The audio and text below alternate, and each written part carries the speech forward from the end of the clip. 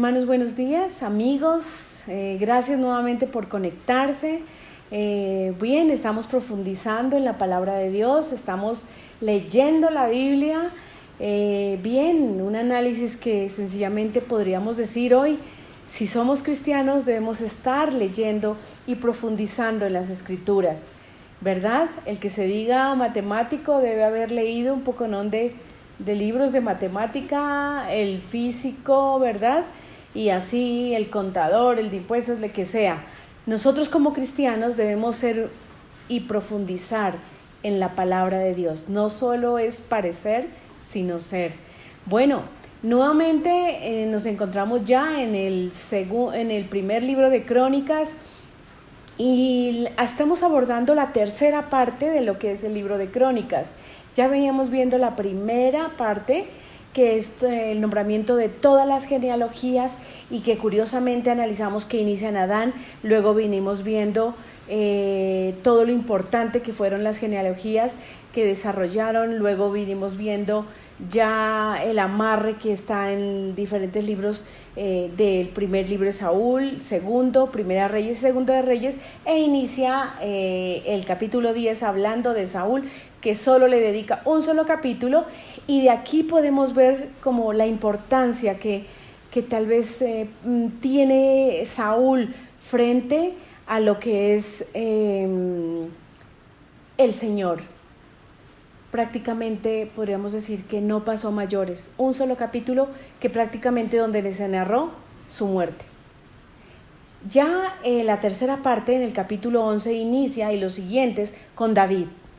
Y aquí ya nos encontramos viendo lo que es David, nos encontramos mirando cómo luego de que viniera David, vamos a adentrarnos en este libro viendo esa perspectiva de Dios y curiosamente viendo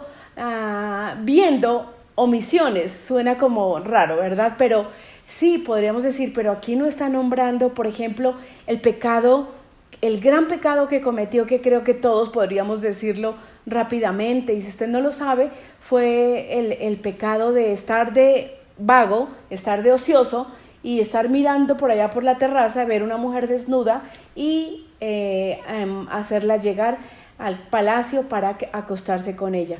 Aquí sabemos que muere el hijo, que ella queda embarazada, él manda a matar prácticamente a su esposo porque lo pone en primera línea, a Usías, y este es como el pecado, pero en este libro de Crónicas no se menciona este pecado. Aquí podríamos decir que sí fue un pecado grave y que el Señor incluso le mandó decir con el profeta, pero no es tan gravoso, digámoslo así, como para el Señor, para mencionarlo ya, porque el Señor le perdonó su pecado, porque él se arrepintió, no volvió en estas andanzas, pero luego sí vemos como el segundo pecado, como que sí menciona Crónicas, es el pecado del censo. ¿Usted recuerda? Y alguien podría decir, ¿qué? ¿Qué es eso? El censo, no sé si a usted lo han censado, creo que todas las ciudades, hace poco nosotros tuvimos, ¿verdad?, ese proceso de Bogotá y de las diferentes partes del país en donde fue censado quiénes los habitantes, en donde se pregunta todo, cuántos viven, cuánto ganan, cuántas personas, bueno, y nos preguntan todo para las estadísticas y para la planeación del país. Bien, lo que hizo David fue un censo, no como el que hace la alcaldía de Bogotá, pero sí un censo tratando de mirar quiénes estaban para aumentar el ejército. Y después vamos a mirar por qué fue concebido como un pecado grave a los ojos de Dios. Y tal vez usted podría preguntarse algo y decir, pero ¿eso es un pecado? Miren, creo que solo leyendo la palabra y escudriñando y analizando lo que el Señor piensa, lo que Él dice, cuáles son sus palabras, podríamos decir que empezamos a conocer a Dios. Hay una parte en la Biblia que dice que el objetivo de todo creyente y el objetivo que tiene Dios y que debería ser nuestro objetivo es como vanagloriarnos en entenderle y conocerle y entenderle.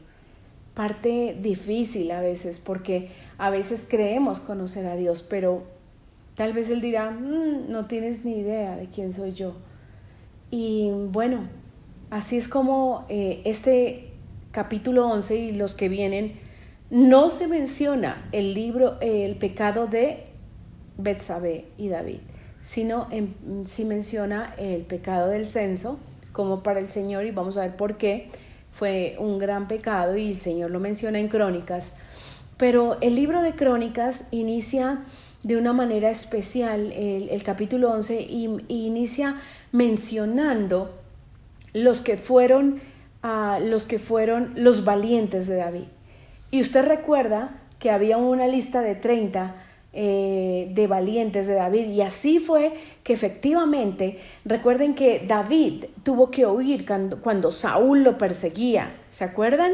Y aun cuando ya el Señor había quitado de sus afectos a Saúl y había, digámoslo así, lo había ungido, pero ya David estaba con ese proceso de ser rey, pero no fue inmediato, ¿verdad? Y David tuvo que huir de Saúl porque Saúl lo quería matar siempre. Y en esa huida David logró tener un ejército de soldados. Recordemos cuando él le tocó ir por vivía en las cuevas, y que lo peor de los peores se le juntaron a David.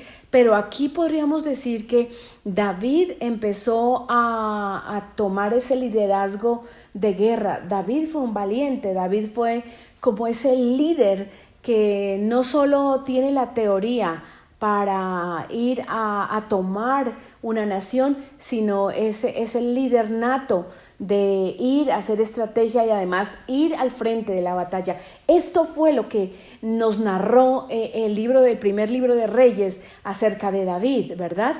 Pero el libro de Crónicas menciona estos valientes y cómo estos valientes de un momento determinado eran desechados, pues era un grupo, digámoslo, la gente creía o pensaba que tal vez eran unos vagos, unos vagabundos, tal vez que asaltaban y vivían así. Y así fue como David empezó a generar este ejército, que luego, cuando David es puesto como rey, estos mismos valientes son también de un nivel bajo, digámoslo así, se suben a un nivel alto, así como David sube al reinado. Entonces miremos cómo es curioso cómo vemos que esta gente que no tenía un título luego pasa a ser los diferentes generales, capitanes del ejército. Y dentro de estos capitanes importantes, Crónicas, el capítulo 11 nos menciona a Joab. Usted recuerda, ¿verdad? Joab fue el que lo acompañó en el inicio, cuando David no era nadie, y luego sube a rey. Joab estuvo allí, y recordemos cómo él pasa a ser el capitán de todo el ejército y de la estrategia militar, cuando David dice: el que primero gane a estos filisteos será nombrado líder de mi ejército. Y así es como Joab es el primero en tomar y ganar este reto que pone David, y es nombrado el capitán del ejército de David, de todo el ejército. Y vemos cómo dentro de estas hazañas se menciona cuando David toma la ciudad que tenían los filisteos, que en su momento fue llamada la ciudad de David, y fue el monte de Sión que David logra tomar de los filisteos. Dice la palabra, menciona que tomó el terraplén y allí se instauró y allí incluso vivió. Dicen que a David le encantaba esta zona del que fuera su país en su momento. Él luego logró colocarle la ciudad de Sión, le llamaron la ciudad de David, porque David vivió ahí, pero luego fue bautizada como Jerusalén. Entonces aquí fue donde David incluso hizo los planes y todo y se construyó el templo. Y podríamos acotar algo, y no es el mismo Jerusalén que hoy existe, porque Jerusalén se dice que estaba en la parte baja, y para mirar el templo había que mirar hacia arriba porque estaba en el monte. Ahora funciona al contrario, la ciudad no está en el lugar original como lo describe la escritura. Esto es lo que hablan algunos historiadores. Bien, dentro de lo que Joab también ayudó a hacer fue reconstruir los muros, reconstruir la ciudad. Parece ser que Joab no solo era un militar bien especial para David, un valiente, sino también era una especie de arquitecto. Muy importante la labor de los arquitectos, ¿verdad?, para la construcción. Y dicen que Joab fue parte de este proceso también para construir, porque esta zona estaba tomada por los filisteos y los jebuseos. Y recordemos cómo David logra cristalizar la toma de la tierra prometida, de lo mucho que faltaba todavía por tomar, porque cuando leemos en los diferentes libros, llegamos a Génesis, Éxodo, Levítico, ellos todavía no lograron tomar toda la tierra, incluso hubo desobediencia, una cantidad de cosas, después se fueron a esclavitud, y David logra empezar nuevamente a tomar y a ganar territorio para la nación que sería Jerusalén. Pero Crónicas menciona a David dentro de un contexto, no dentro de los primeros 7 años, sino lo menciona después de los 7 años, porque recordemos que David en los 7 años únicamente reinó para 2 tribus, la de Benjamín, ¿verdad? Y aquí nosotros, la tribu de Judá y la de Benjamín, y aquí nosotros vemos que luego en el 8º año, cuando ya todos se dan cuenta que debería haber un solo rey y lo llaman, y que él ha sido el valiente, que él siempre ha estado ahí, que a pesar de que Saúl no lo quería, él siempre fue el que logró las batallas, y lo reconocen, y es reconocido como el rey de las 12 tribus. Esto es lo que menciona, porque ya Dios tendría ese propósito. Dios quiere ver a Israel como un todo, como un pueblo, como una nación. Recordemos cómo viene haciendo un proceso curioso, ¿sí? Viene siendo de esclavitud, una familia, luego los lleva a esclavitud, donde se forma una muchedumbre, y aquí ya forma una nación que luego sí empezaría a tener reconocimiento, empezaría a tener tierra, luego ya viene el reinado y una serie de digamos, determinantes para decir que es una nación. Israel es un milagro, es el pueblo de Dios. Y déjame decirte que la forma como Israel fue constituida como nación es todo un milagro, porque es una nación tan joven que tiene menos de 70 años, pero que fue un día aprobada por muchas naciones y reconocida en su territorio. Y es una nación, no sé si usted recuerda verla en el mapa, pero es una nación tan pequeñita que como que le causa a uno curiosidad de decir, esta nación es la que le pone el pie a muchos, y es la nación que de ella hay el mayor número de premios Nobel. Gente muy inteligente, pueblo que ha querido ser destruido. Satanás lo ha querido destruir. Bien, y aquí volvemos con David, y Crónicas nos está mencionando esto, cómo David empieza a ser rey, empieza a poner a sus valientes, empieza a reconocer, y podríamos hacer un paralelo, tal vez como en la similitud de lo que es David fue rechazado, pero luego fue colocado como rey. Así es Jesús. Hoy en día muchísimos, un porcentaje gigante rechaza a Jesús. Usted lo sabe. Usted sabe que cuando usted comparte de Dios, de Jesús, mucha gente no quiere escuchar eso. No son tiempos Hoy estamos en el pueblo, pleno siglo XX, nadie quiere escuchar. Así como David fue rechazado, Jesús vendrá y será puesto luego como rey. Y David fue puesto como rey, Jesús también vendrá a reinar. Y sus valientes que fueron rechazados y fueron después reconocidos en el reinado de David, también será lo mismo. Los que estemos con Jesús, los que proclamemos la palabra, los que no nos avergoncemos de Él, el Señor cuando se coloque como Rey, Él también nos dará el lugar a nosotros.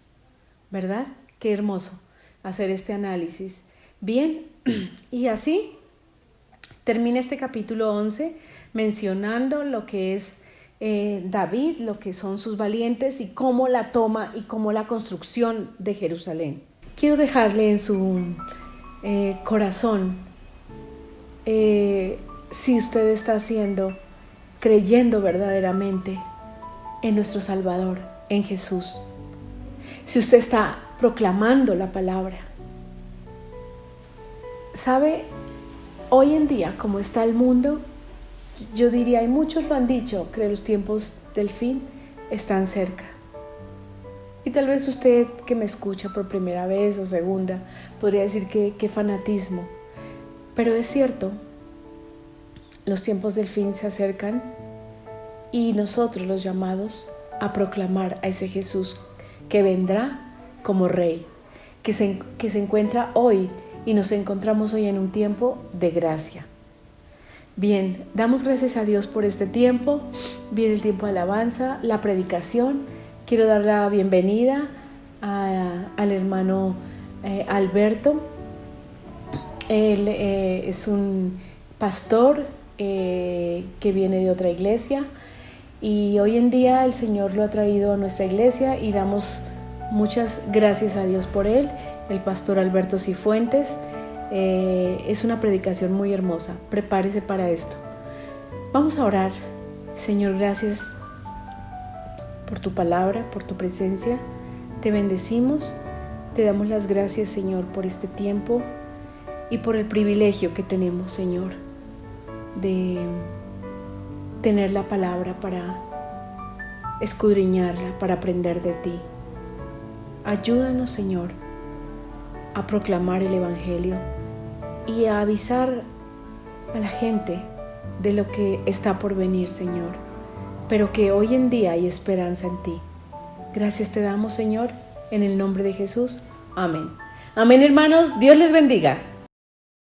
Buenos días, iglesia, y con esa actitud y con ese día tan hermoso que está soleado hoy, vamos a cantar y acompáñenme con sus palmas. Bueno, dice, acá.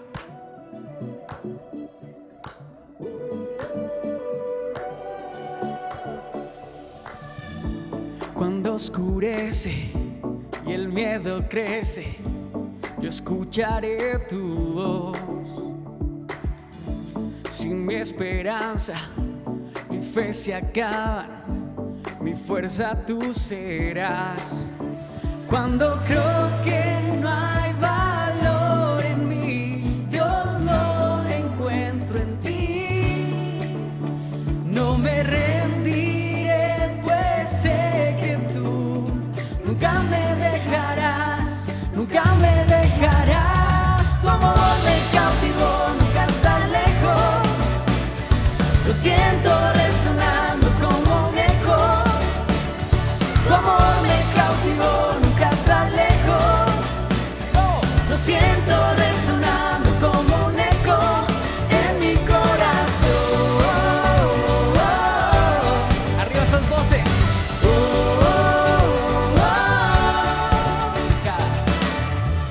En cada etapa tú me recuerdas tus promesas a mí.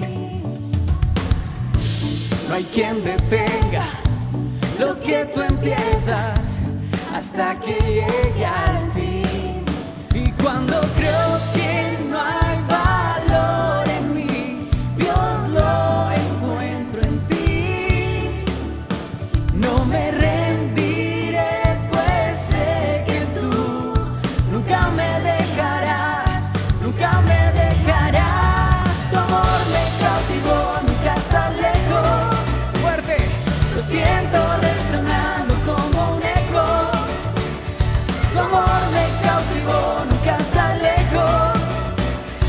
siento resonando como un eco en mi corazón.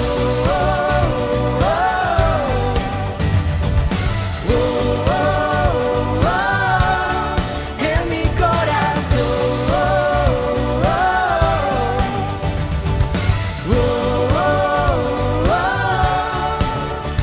Cuando creo que no hay valor en mí, Dios lo encuentro en ti. No me rendiré, pues sé que tú nunca me dejarás, nunca me dejarás. Tu amor me cautivó, nunca está lejos. Palmas. Lo siento resonando como un eco. Tu amor me cautivó, nunca está lejos. Lo siento resonar, resonar fuerte. Tu amor me cautivó, nunca está lejos. Lo siento resonando como un eco. Tu amor me cautivó, nunca está lejos. Lo siento resonando como un eco. Aquí en mi corazón.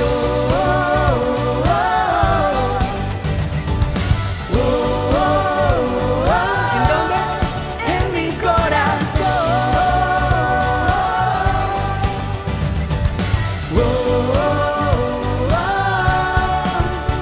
Fuerte aplauso para el Rey de Reyes. Y en esa misma actitud, y ahí como está en su casa, deje que el Espíritu Santo haga una obra nueva en su vida hoy. Si está pensando en otra cosa, si no está concentrado en la presencia de Dios, dígale: Dios, necesito que hagas algo nuevo. Necesito que transformes mi mente. Necesito estar en tu presencia. Cerca de ti yo quiero estar. Para escuchar tu voz y aprender de ti. Quiero ser un reflejo de tu amor. Yo quiero vivir solo en tu voluntad, Jesús. Eres mi buen pastor, tú conoces mi camino, Jesús. Puedo confiar en ti, oh mi Dios, me rindo. Vamos familia, levanta esa voz, levanta ese corazón, levanta una alabanza al Dios que todo lo puede y que puede transformar tu vida. Digámosle: cerca de ti yo quiero estar, para escuchar tu voz y aprender de ti. Quiero ser un reflejo de tu amor. Yo quiero vivir solo en tu voluntad, Jesús. Eres mi buen pastor, tú conoces mi camino, Jesús. Puedo confiar en ti, hoy mi Dios, me rindo. Así es. Dilo, Jesús. Mi buen pastor, tú conoces mi camino, Jesús.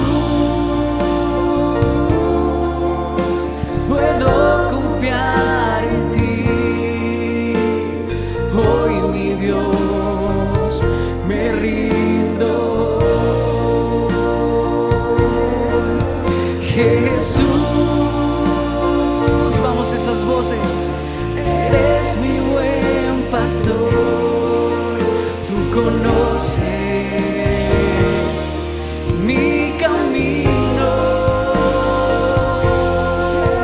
Jesús, puedo confiar en ti. Hoy mi Dios, me rindo. Jesús, desde el fondo de tu corazón. Esto es entre Dios y tú.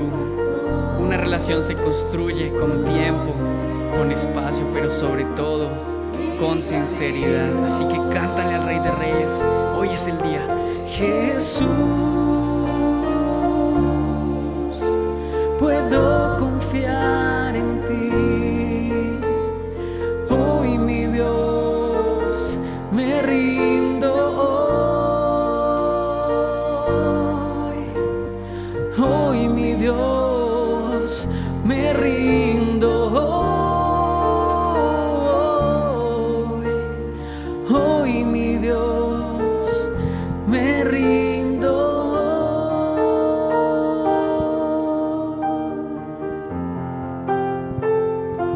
Nos rendimos solo a ti. Solo la alabanza de tu pueblo recíbela. Y agradecemos un día más de vida. Agradecemos poder estar y cantarte y alabarte y adorarte. Porque tú mereces todo el honor, todo de nuestros corazones. Y no es suficiente. Te rindo y decirte que me rindo. Hoy mi Dios, me rindo hoy. Hoy mi Dios, me rindo hoy. Y ahora prepárese para recibir una palabra poderosa. Muchas gracias, Señor. Bendice a toda tu iglesia en Colombia y en todo el mundo. Y bendice la palabra del pastor. Amén. Dios les bendiga, mis amados hermanos de esta hermosa comunidad, reconciliándonos con Cristo. Gracias a Dios, y doy gracias a Dios por la oportunidad que me dan los pastores Marlene y Gregorio de poder participar en esta mañana y traer una palabra de aliento, una palabra de amor, una palabra de paz y de gozo. Qué bueno es el Señor, un día más donde el pueblo se reúne como uno solo para alabarle y glorificarle. En esta mañana quiero que vayamos al Evangelio, a la carta a los Gálatas, Gálatas capítulo 5, versículo 22. Y hoy quiero tratar un tema muy importante sobre el fruto del Espíritu Santo, y ese fruto es la paz. La paz es el fruto del Espíritu Santo que necesitamos en nuestro diario caminar y en nuestro diario vivir. Y tal vez la pregunta que nos hacemos es: ¿podemos tener paz en medio de un mundo tan violento, de un mundo de circunstancias difíciles, y más en este año que ha sido un año bien difícil, un año de enfrentar pruebas, un año de dificultades, un año de retos, un año de enfermedades, y más con esta pandemia que nos aqueja en este 2020? Pero hoy traigo una palabra de aliento, una palabra de esperanza para ti, amigo, y para ti, hermano en Cristo, que estás siguiendo esta transmisión. Te invito para que leamos Gálatas 5:22. Es muy cortico. Dice la palabra del Señor: mas el fruto del Espíritu es paz. Mas el fruto del Espíritu es paz. La palabra griega de la cual se traduce paz es eirene. Y quiere decir que es la seguridad interna de que estamos reconciliados con Dios por medio de nuestro Señor Jesucristo. El alma redimida flota sobre un mar espiritual de quietud, experimentando, hermanos, la brisa de la misericordia divina. Qué bueno, esa paz mental, esa paz emocional, poder, hermanos, sentir, hermanos, esa gran bendición, ese experimentar la brisa de la misericordia divina.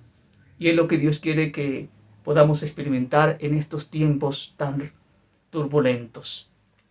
Lo contrario a la paz es la guerra. Y se habla mucho de paz, de acuerdo de paz. Y el año pasado, antepasado, los gobiernos han tratado de firmar la paz entre las naciones. Estados Unidos con China, con Rusia, muchos países que se dan cuenta que es importante la paz. Pero ¿qué se necesita para llegar al punto de la paz? Yo quiero compartir con ustedes en esta mañana realmente lo que es la paz verdadera. Acuérdense que la Biblia dice, mi paz os doy, mi paz os dejo, no como la da el mundo. Mi paz es una paz verdadera, es una paz que permanece, es una paz alentadora, es una paz confortadora. Y quiero mirar primero el fruto de la paz.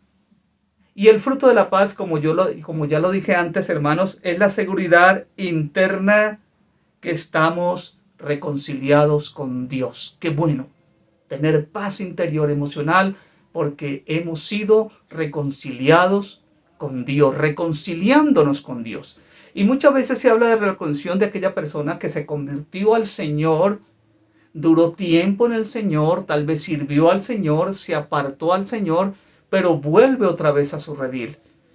Se llama un tiempo de reconciliación, de volver en sí, de volver, hermanos, otra vez a estar en comunión y en relación con nuestro Padre Celestial. Y qué bueno poder estar reconciliados con Dios. ¿Por medio de quién? De nuestro Señor Jesucristo. En Romanos 5:1 leemos, justificados pues por la fe, tenemos paz para con Dios por medio de nuestro Señor Jesucristo. Se habla de la justificación.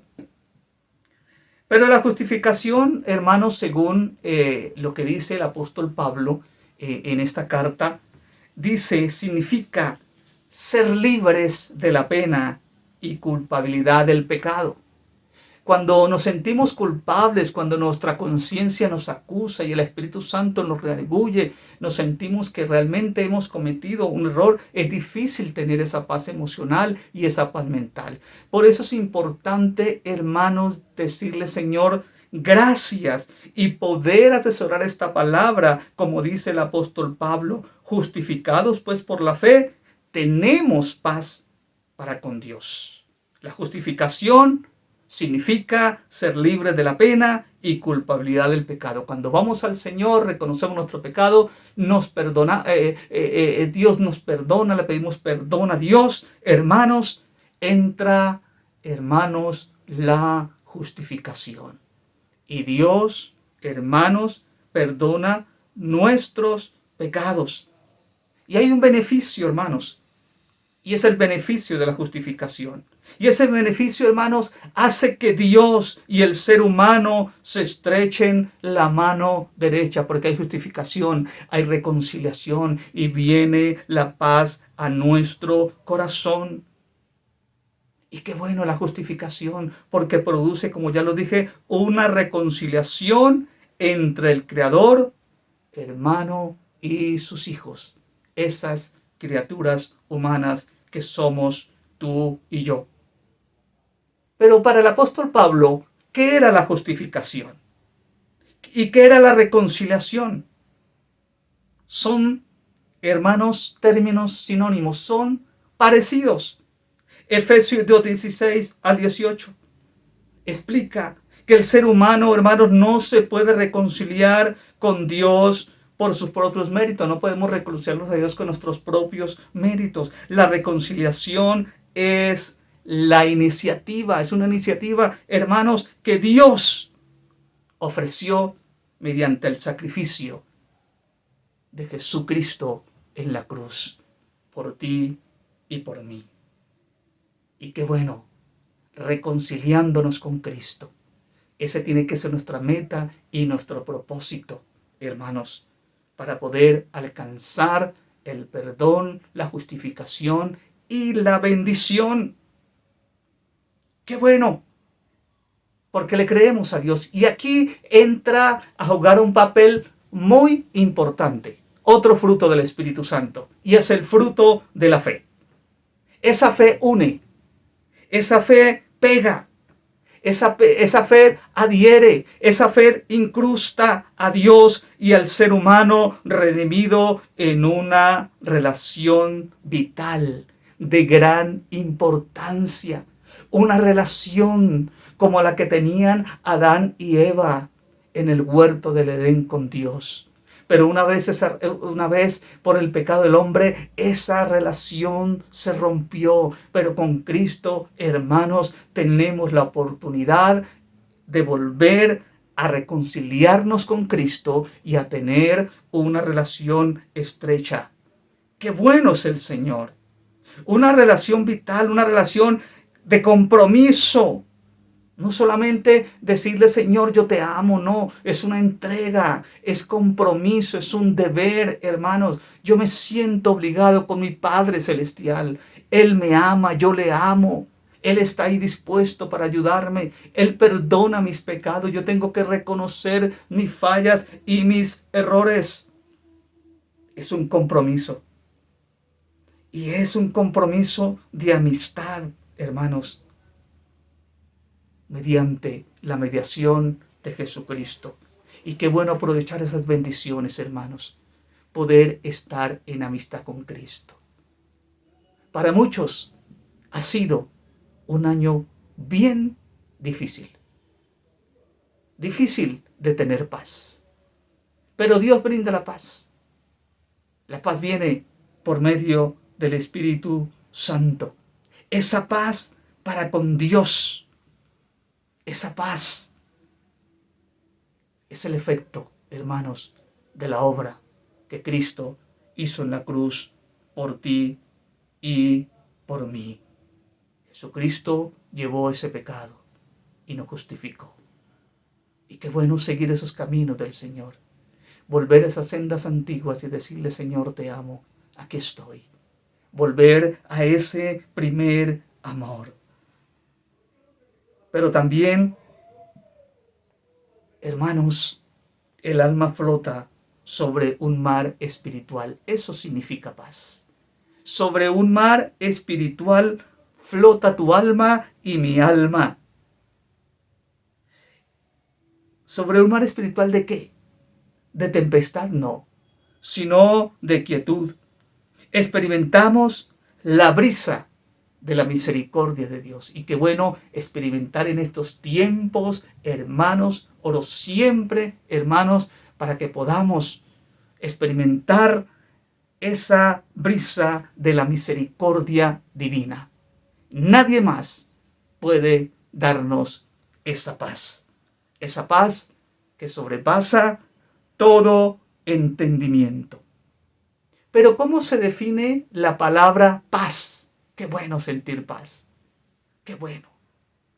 Hay veces nos sentimos inquietos, llenos de temor, llenos de duda. Pero la palabra paz se define como quietud, sosiego. Descansas en el Señor. Puedes respirar el aire puro. Tus pulmones reciben oxígeno de parte del Señor. Y la paz se define como sosiego, pero también se define como reposo, reposar en los brazos del Señor. No es que estemos libres de problemas, no es que estemos libres de malas noticias, no es que, hermano, tal vez no va a llegar calamidad.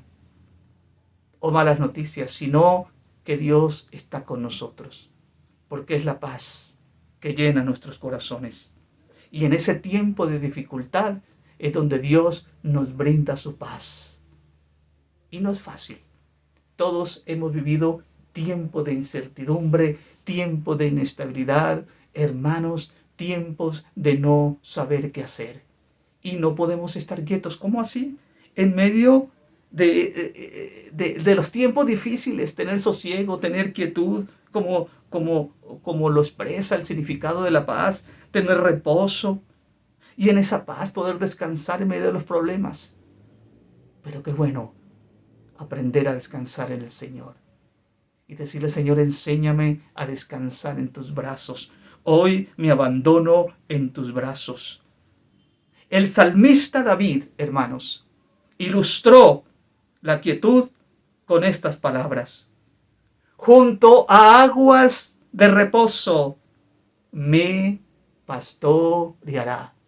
Junto a aguas de reposo me pastoreará. En medio de las dificultades, tú me llevarás junto a aguas de reposo, junto a aguas de quietud, junto a aguas de sosiego, y me harás descansar, tú me pastoreas. Salmo 23:2, un salmo muy conocido. Y qué bueno proclamarlo, qué bueno orarlo y decirle: Señor, en tiempos difíciles, para mí ha sido de gran bendición. Claro que sí. Cuando paso momentos difíciles, momentos de inquietud, momentos de instabilidad, muchas veces de temor, le digo: Señor, tú eres mi pastor. Y yo quiero que junto a aguas de reposo tú me hagas descansar, tú me pastorees. Y qué bueno sentir el pastoreo del Señor. El apóstol Juan habla de la quietud espiritual. En Apocalipsis 4:6 dice estas palabras: y delante del trono había como un mar de vidrio semejante al cristal. Nosotros, como creyentes, como hijos de Dios, hermanos, tenemos que aprender a reposar bajo la presencia del Espíritu Santo. Tenemos que aprender a reposar bajo la presencia del Espíritu Santo. Qué bueno ese reposo, ese tiempo de apartarnos para el Señor, ese tiempo de quietud, ese tiempo de adoración y ese tiempo de alabanza. Y tal vez tengamos muchas cosas que hacer, pero es importante, hermanos, media hora, 20 minutos diarios.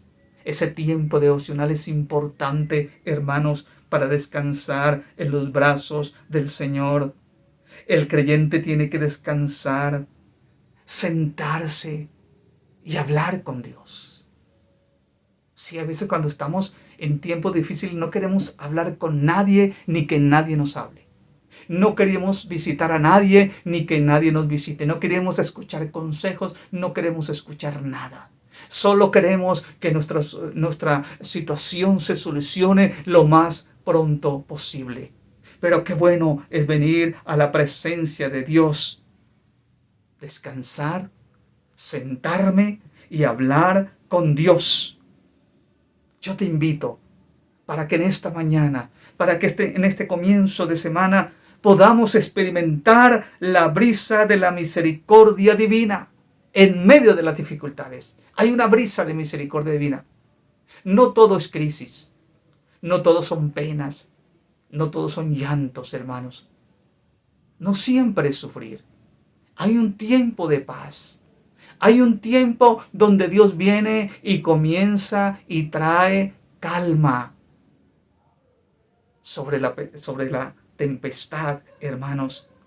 El ser humano se ha transformado en una máquina de tiempo. Produce aquí y allá afanes, ansiedades por hacer esto, por alcanzar, por triunfar. Y eso está bien, tenemos que ser diligentes, pero descansar en el Señor y decirle: Señor, llena mi corazón de paz, llena mis emociones de paz, llena mi mente de paz. El ser humano, el mundo hoy en día vive como si se hubiera dado cuerda y no para, hermanos. Y preciso tienen esas pilas las mejores y caminan y dan vueltas y corren como esos carros mecánicos o como esos jugueticos mecánicos de pilas que están bien cargados, hermanos, y para allá y para acá y vienen y van, pero no hay un pare. Cuando Dios dice, estad quietos y ved que yo soy el Señor. El ser humano parece, hermanos, como un juguete que se le da cuerda. Como ese juguete, como ese carro que nunca va a frenar. Y cuando para, es porque ha chocado. Se ha chocado con malas decisiones, con su rapidez, hermanos, con su ansiedad, con su impaciencia. Y es tremendo. Todos hemos pasado por eso, hermanos. Y qué bueno cuando Dios nos habla y Dios dice, haz un pare, siéntate. Quiero que hables conmigo. Yo quiero hablar contigo. Tremendo. Hay una palabra que usamos mucho, el ajetreo. Claro que sí. Y en medio de este ajetreo, hermanos, hay que recibir la frescura de la brisa de la misericordia divina. ¿Y sabe cómo se ha llamado este ajetreo? Muchos dicen que es, hermanos, esa tensión psicosocial. La sociedad, el mundo, los negocios, las reuniones, los compromisos, hermanos, muchas veces nos desvían del enfoque de Dios. Hay que recibir la frescura de la brisa de la misericordia divina, amada iglesia. Qué bueno, hermanos, cuando podíamos reunirnos. Yo sé que estos tiempos, hermanos, de provisión van a cambiar. Y vamos a volver a las iglesias, vamos a volver a ese lugar. Claro que sí. Hay un pueblo anhelando volver al templo, hermanos, porque el solo acto de visitar ese lugar, de sentarme, hay una silla que está esperando por ti y por mí. Hay un lugar especial que Dios tiene preparado, que Dios va a escoger un lugar específico. Y ahí nos sentaremos, hermanos. Ahí nos sentaremos y navegaremos en el río de la adoración. Volvemos a recordar, a tener esos tiempos, hermanos. Ya no de pista, porque tenemos que predicar virtualmente, sino llegará el tiempo, no sé cuándo, pero Dios sabe, porque hemos estado orando, hermanos. Tú tienes el control del tiempo y poder reunirnos. Yo sé que muchos anhelan ese tiempo de abrazar a nuestro pastor, a nuestro hermano, Dios lo bendiga, de un consejo, de una palabra de aliento. Poder alzar las manos, adorar y glorificar al Rey de Reyes y al Señor de Señores. Donde tú vas a la iglesia, es el lugar donde levantas las manos, adoras y alabas. Donde tú tienes ese tiempo tan hermoso de escuchar un mensaje inspirador de parte de tu pastor, hermanos.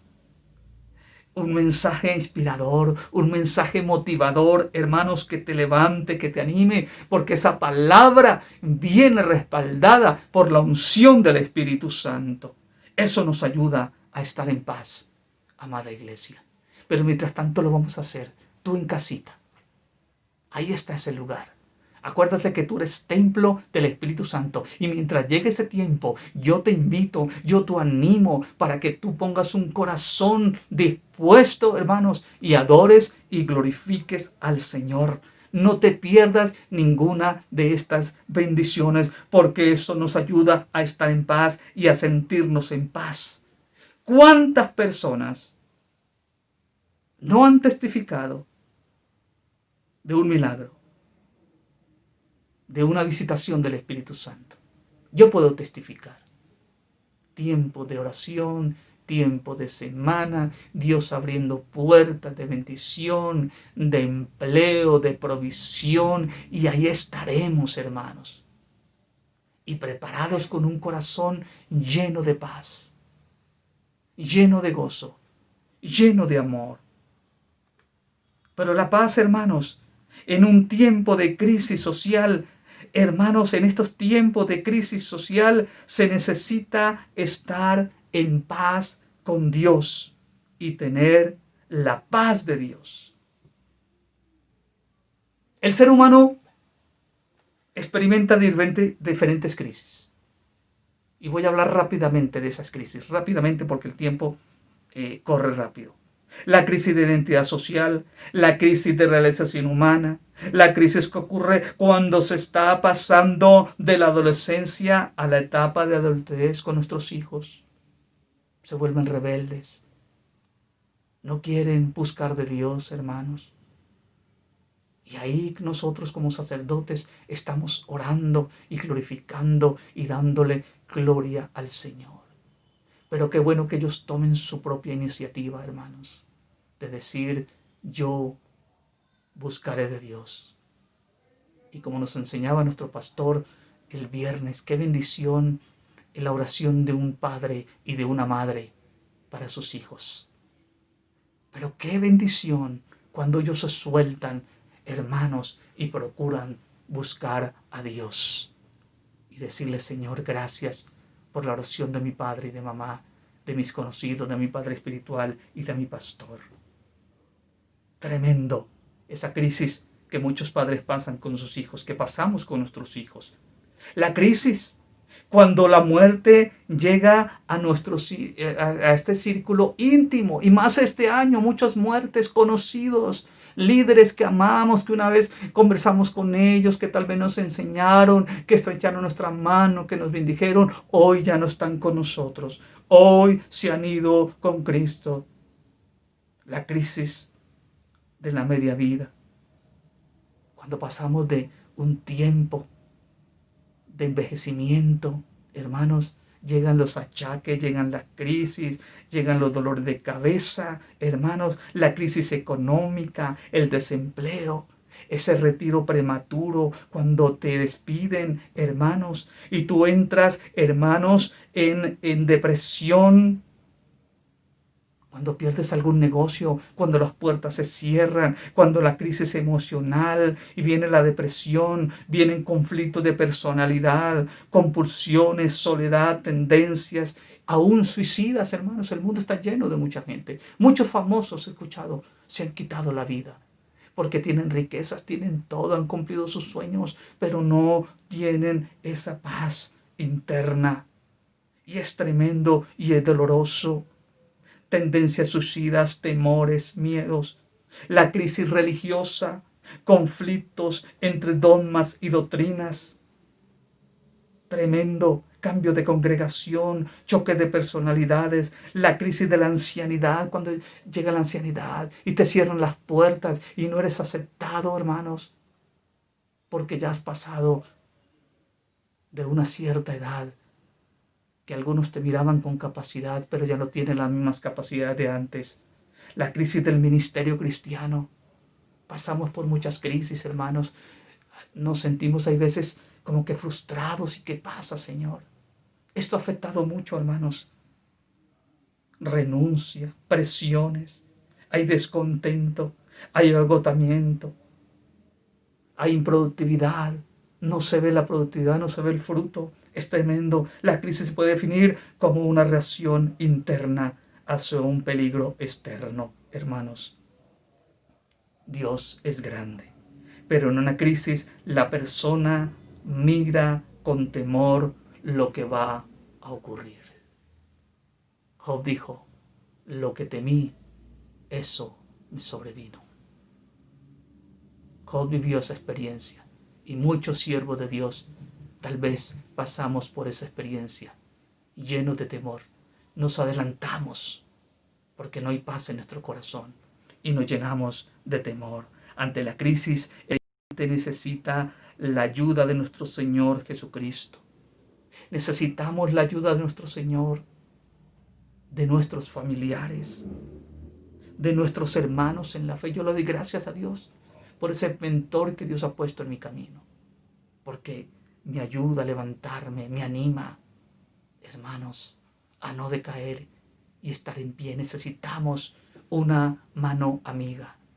Necesitamos de ese familiar. Pero más que eso, necesitamos una relación con Dios, comunicarnos con Él, reconciliarnos con Él. Dios es grande y poderoso. Dios es bueno. La mejor medicina contra la crisis, hermanos, es la paz mental que surge como un efecto de gran bendición. El creyente, tú y yo, nos presentaremos delante de Dios como un paciente emocional. Aquí estoy, Señor. Llena mi vida, llena mis emociones todas las noches, en ese tiempo de oración aprovechando, en ese tiempo íntimo con Dios, en ese tiempo a solas con Dios, pero en ese tiempo también reunidos con nuestros hermanos. Dios nos responderá como el sanador psicoespiritual. Adoremos a Dios y pidamos la paz que sobrepasa todo entendimiento. En medio de la crisis necesitamos experimentar la presencia de Dios. Crisis emocional, crisis familiar, crisis física, económica, ministerial, espiritual, hermanos. En medio de la crisis necesitamos, tú y yo, necesitamos experimentar la presencia de Dios. Y quiero hablar de algunos líderes rápidamente. Ante la crisis experimentada por Elías, ¿te acuerdas de Elías? Después de haber batallado contra los sacerdotes de Baal, los venció, los derrotó, los asesinó, hermanos. Se levanta una mujer contra este siervo y entra, hermanos, el profeta Elías en una crisis emocional cuando huía de Jezabel. Pero ahí en medio de esa crisis, Dios le envió un ángel. Pueden leerlos en Primera de Reyes, capítulo 19, versículos 4 al 8. Primera de Reyes, capítulo 19, versículos 4 al 8. Y habló audiblemente con él. Qué bueno escuchar la voz de Dios. ¿Cómo nos habla Dios? Por sueños, por circunstancias, por pruebas, por la palabra, por medio de un siervo, de tu pastor. Y qué bueno, porque Dios habló audiblemente con el profeta Elías. En el horno de fuego, el ángel de Jehová dio compañía a los jóvenes hebreos. Eso lo vemos en Daniel, capítulo 3, 24, 27. En el foso de los leones, Jehová envió un ángel para que estuviera con el profeta Daniel. 6, 21, 22. Y son experiencias, hermanos. Dios no cambia. Y si Dios lo hizo con Elías, si Dios lo hizo con los amigos de Daniel, si Dios lo hizo con Daniel, si Dios lo hizo con José, si Dios lo hizo con Moisés, si Dios lo hizo con el apóstol Pablo, también lo hará contigo, amado hermano. Ante la crisis de la tormenta experimentada, hermanos, por los discípulos también, cuando estaban en la barca, ¿se acuerdan? Estaban en la barca y esa barca comenzó a moverse y a mecerse. Pero Dios estaba en el asunto y dice que de repente, hermanos, la barca se movía y vino una gran tempestad. Pero Jesús de Nazaret, que su presencia trajo la paz, trajo la bonanza. Cuando Jesús está a bordo, la travesía es más fácil y las tormentas se desvanecen. Yo te invito para que invites a Jesús a que se suba a tu barca, esa barca familiar, esa barca económica, esa barca física, esa barca ministerial, y decirle: Señor, esta barca se está moviendo y tiende a hundirse, tiendo a perder mi familia, mis hijos, mi negocio, mi trabajo, mi salud, Señor. Pero yo te pido, Señor, que así como tú calmaste la tempestad cuando estaba con los discípulos, Señor, tú puedas traer bonanza y traer quietud. Yo quiero que tú subas a bordo, Señor, de esta barca y me ayudes en esta travesía.